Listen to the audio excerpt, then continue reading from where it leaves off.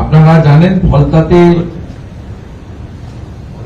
একটা ক্রিমিনাল মাফিয়াকে মুক্তির জন্য একটা ইনসিডেন্ট কিছুদিন আগে ঘটেছিল।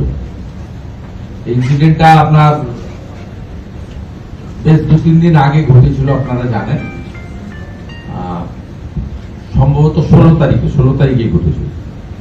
তার পরিপ্রেক্ষিতে 3টি মামলা ফলতাতে মোট হয়েছে এবং এই মামলাগুলোতে সমস্ত আমাদের যে বিএনএস এর যে সমস্ত ধারা রয়েছে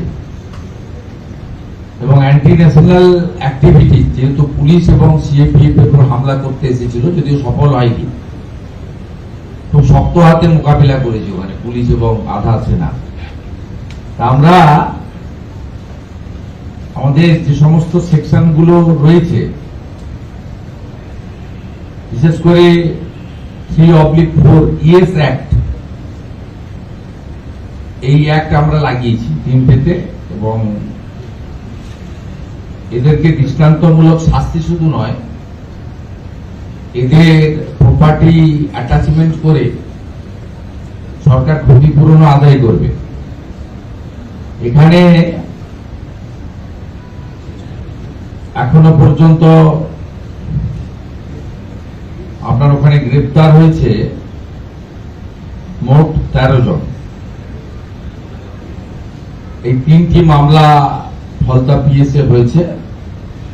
এই 3টি মামলার পরিপ্রেক্ষিতে মোট 13 জনকে গ্রেপ্তার করে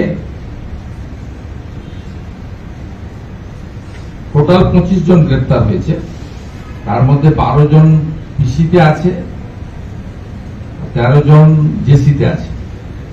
যাদেরকে টিভিতে বা সোশ্যাল মিডিয়াতে বা ভিডিওতে দেখা গেছে তাদেরকে চিহ্নিত করে আমরা ব্যবস্থা নিচ্ছি, এটুকু আমি আপনাদের বলবো।